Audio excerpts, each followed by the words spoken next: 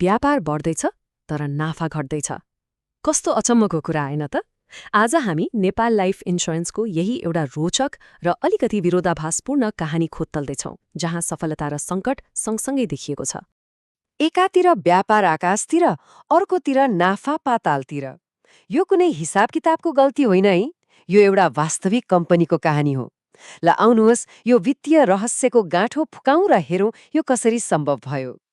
हरेक कथाको दुईवटा पाटा हुन्छन्, होइन र? त्यसो भए पहिले राम्रो खबरबाटै सुरु गरौँ न त। कम्पनीले आफ्नो व्यापार कसरी बढाइरहेको छ त्यो हेरौँ। 25.53 अर्ब रुपैयाँ। सोच्नुहोस् त, यो कुनै सानो रकम होइन। यसले के देखाउँछ भने कम्पनीको मुख्य व्यवसाय मतलब बीमा बेच्ने काम एकदमै राम्रो चलिरहेको छ। मानिसहरूले कम्पनीलाई विश्वास गरेर पैसा लगाइरहेका छन्। अनि यो एक पटकको मात्र कुरा होइन। हेर्नुहोस् त, गत वर्षको तुलनामा व्यापारमा 15% भन्दा बढीको वृद्धि छ। यसको मतलब के हो भने कम्पनी लगातार ठूलो हुँदै गइरहेको छ। यहाँसम्म त कथा एकदमै राम्रो सुनिन्छ, होइन त? तर कथाले यहाँनिर एउटा अनौठो मोड लिन्छ। यति धेरै व्यापार, यति धेरै आम्दानी, आखिर कम्पनीको नाफा चाहिँ कहाँ गयो त? पैसा त आयो, तर खल्तीमा बस्यो कति? र यहाँ छ त्यो अचम्म लाग्दो तथ्याङ्क, नाफामा झण्डै 28% को गिरावट।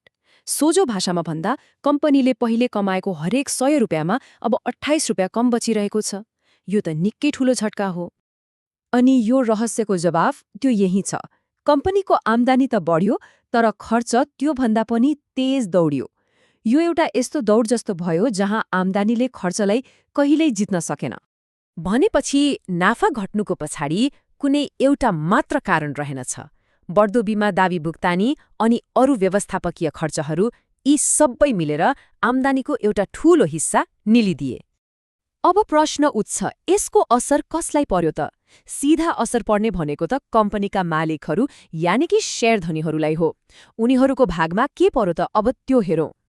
सबैभन्दा पहिलो र सीधा असर प्रति शेयर आम्दानी, मतलब एउटा शेयरले कमाउने पैसा, जुन पहिले 11 रुपियाँ 41 पैसा थियो, त्यो घटेर जम्मा 7 रुपियाँ 11 पैसामा झरेको छ। यो त लगानीकर्ताको कमाईमा सिधै कैँची लागे जस्तै हो। अनि कथा यतिमै सकिएन। कम्पनीले 5% नयाँ शेयर पनि थप्यो। यसको मतलब त्यो घटेको नाफालाई अब झन धेरै टुक्रामा बाँड्नुपर्ने भयो। अनि हरेकको भागमा आउने हिस्सा त झनै सानो हुने नै भयो। यहाँ अर्को एउटा ठूलो चिन्ताको विषय देखिन्छ। कम्पनीले भविष्यका लागि जोगाएर राख्ने नाफा, जसलाई जगेडा कोष भनिन्छ, त्यो लगभग 70%ले घटेको छ। यसको अर्थ के हो भने भविष्यमा लगानी गर्न वा सङ्कटको सामना गर्न कम्पनीसँग अब निकै कम पैसा छ।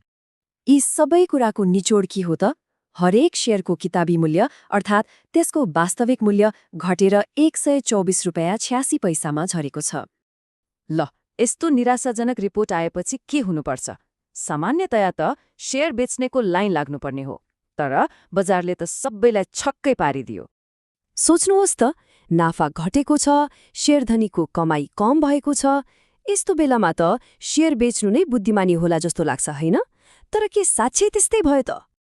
तर भयो ठिक उल्टो। कम्पनीको मूल्य आम्दानी अनुपात वा पीई रेशियो 108.19 छ। अब यो भनेको के हो भने लगानीकर्ताहरू कम्पनीको हालको आम्दानीको हरेक 1 रुपियाँको लागि 108 रुपियाँ भन्दा बढी तिर्न तयार छन्। यो त एकदमै अचम्म लाग्दो कुरा हो। यसको एउटै मात्र व्याख्या हुन सक्छ। लगानीकर्ताहरू कम्पनीको अहिलेको अवस्थालाई हेरिरहेका छैनन्। उनीहरूले त भविष्यमा ठूलो बाजी लगाइरहेका छन्। उनीहरूलाई के विश्वास छ भने आजको यो गिरावट भोलिको ठूलो छलाङको तयारी मात्र हो। र यही प्रश्नले हामीलाई एउटा ठूलो दोधारमा छोड्छ। के बजारले साँच्चै भविष्य देखिरहेको छ वा अहिलेको तीतो यथार्थलाई जानी जानी बेवास्ता गरिरहेको छ? यो आत्मविश्वास सही साबित होला वा एउटा महँगो भूल?